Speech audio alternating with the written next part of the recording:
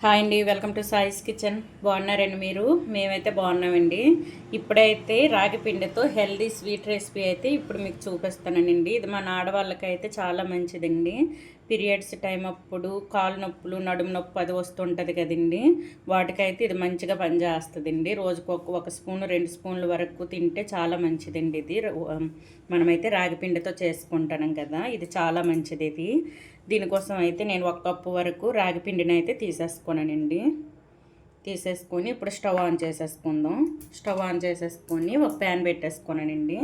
పెట్టేసుకొని ఇందులో డ్రై ఫ్రూట్స్ని అయితే వేయించుకోవాలండి. నేనైతే బాదం ఒక 10, ఇంకా జీడిపప్పు ఒక 10 లాగా తీసేసుకున్నానండి. ఇవైతే వేయించుకుందాం. మీకు నచ్చినవి వేసుకోవచ్చండి. ఇవైతే మంచిగా వేయించుకుందాం. ఇవి కొద్దిగా వేడైన తర్వాత అయితే మనం పల్లీలను వేసుకోవాలండి. ఒక 3 స్పూన్ల వరకు పల్లీలను వేసుకోవాలి. ఇప్పుడైతే ఇందులో పల్లీలను వేసుకుందాం అండి. చూడండి, 3 స్పూన్ల వరకు వేసుకోవాలి. జీడిపప్పునైతే మీరు ఎక్కువ వేసుకున్నా పర్వాలేదండి. జీడిపప్పు, బాదం పప్పుని నేనైతే ఒక 10 వేసుకున్నాను. వేసేసుకొని మొత్తం కూడా మంచిగా ఫ్రై చేసుకోవాలండి. ఎక్కువ మాడకుండా మంచిగా ఫ్రై చేసుకోండి 3 కూడా. మనకైతే జీడిపప్పు, బాదం పప్పు, పల్లీలు అయితే మంచిగా వేగిపోయింది. ఇప్పుడైతే ఒక ప్లేట్లో తీసేసుకుందాం. మొత్తం కూడా ప్లేట్లో తీసేసుకుందామండి. ఈ విధంగా ప్లేట్లో తీసేసుకొని పూర్తిగా చల్లార్చుకొని ఇది మిక్సీ పట్టుకోవాలండి. బరకగా మిక్సీ పట్టుకోవాలి. ఇవి పక్కన పెట్టేసుకుందాం అండి. ఇప్పుడు ఇదే ప్యాన్లో ఒక 1/2 టేబుల్ స్పూన్ వరకు నెయ్యిని వేసుకోండి. 1/2 టేబుల్ స్పూన్ వరకు నెయ్యిని వేసేసుకొని ఇప్పుడు ఇందులో రాగి పిండిని అయితే వేయించుకోవాలండి.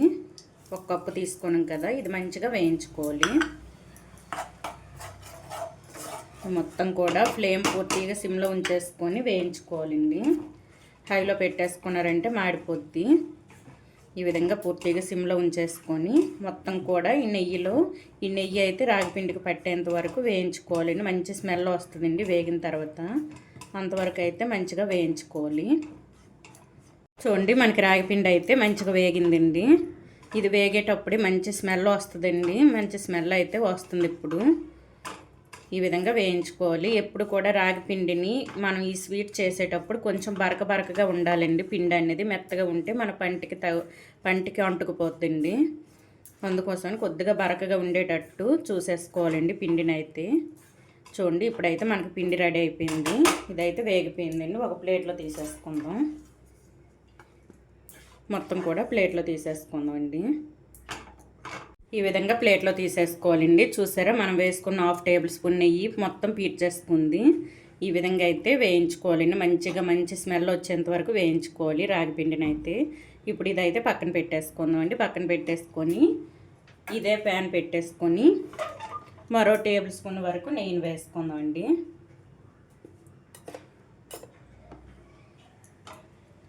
వేసేసుకొని ఇప్పుడైతే బెల్లాన్ని కరిగించుకుందాం.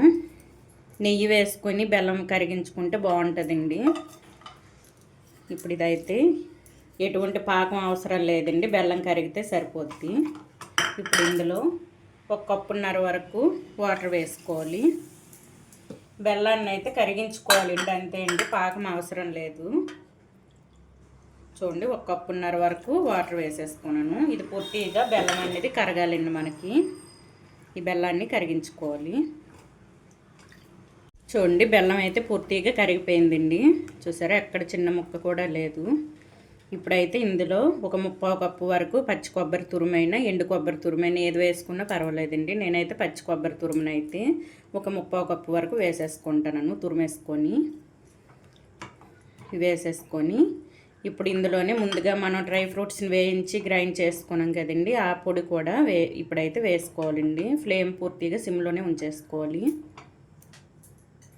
చూడండి, ఇదైతే ఈ విధంగా గ్రైండ్ చేసేసుకున్నాను, మిక్సీ పట్టుకున్నాను. ఇది కూడా వేసుకుందామండి. మొత్తాన్ని కూడా వేసేసుకోవాలి.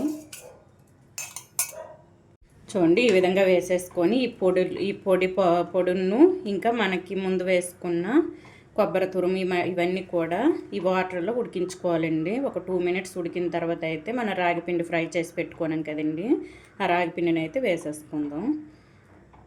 ఈ విధంగా ఉండలు లేకుండా కలిపేసుకోవాలి. ఎక్కడ ఉండలు లేకుండా కలిపేసుకోవాలండి. చూడండి 2 మినిట్స్ అయితే మనకి కొబ్బరి తురుము ఇంకా ఈ డ్రై ఫ్రూట్స్ పొడి అయితే మంచిగా ఉడికిందండి. ఇప్పుడు ఇందులో చూడండి మనం ముందుగా ఫ్రై చేసి పెట్టుకున్న రాగి పిండిని అయితే వేసుకొని ఉండలు లేకుండా కలిపేసుకోవాలండి. ఈ విధంగా వేసేసుకొని ఎక్కడ ఉండలు లేకుండా కలిపేసుకోవాలి. ఈ విధంగా అనుకుంటూ కలిపేసుకోవాలండి. ఉండలు ఉందంటే మంచిగా మనకు ఉండదండి స్వీట్ అనేది. ఉండలు లేకుండా కలిపేసుకోవాలి ఈ విధంగా అడుచుకుంటూ.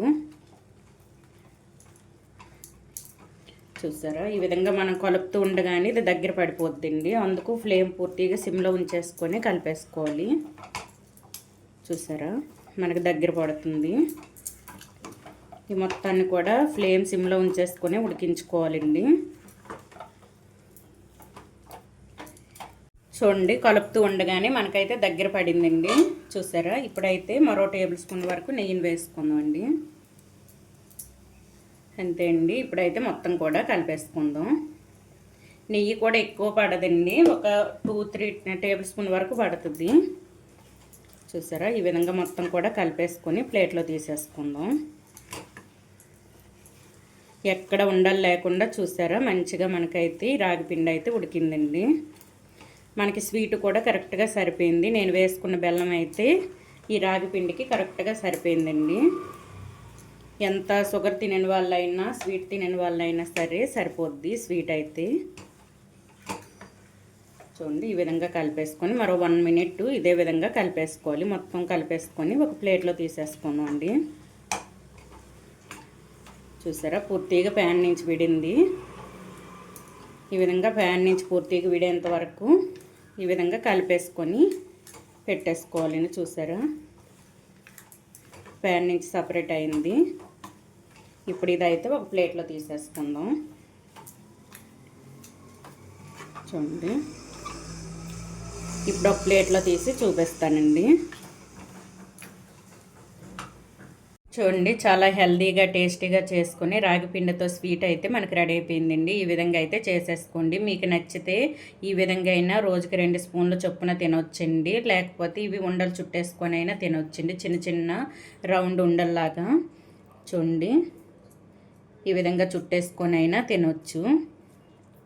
చూసారా, ఈ విధంగా చుట్టి మనం అయితే స్టోర్ చేసుకొని తినొచ్చండి. రోజుకి 2 చొప్పున ఈ విధంగా మీ పిల్లలకు కూడా తినిపించండి. ఆడపిల్లలకైతే అలవాటు చేయండి ఈ రెసిపీని అయితే.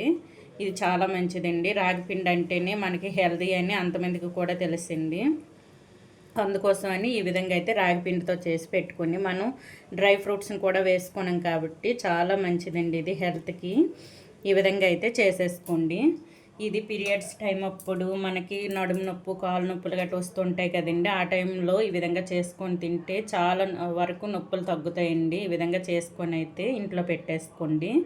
ఇది స్టోర్ చేసుకోవచ్చు కూడానండి. ఒక 10 డేస్ వరకు బయటను పెట్టేసుకున్న ఏం అవ్వదండి. ఫ్రిడ్జ్లో పెట్టుకొని స్టోర్ చేసేసుకోండి. చాలా మంచిదండి ఈ హెల్తీ రెసిపీ అయితే. ఈ విధంగా అయితే చేసేసుకోండి రాగి పిండితో. చాలా హెల్తీ అండి.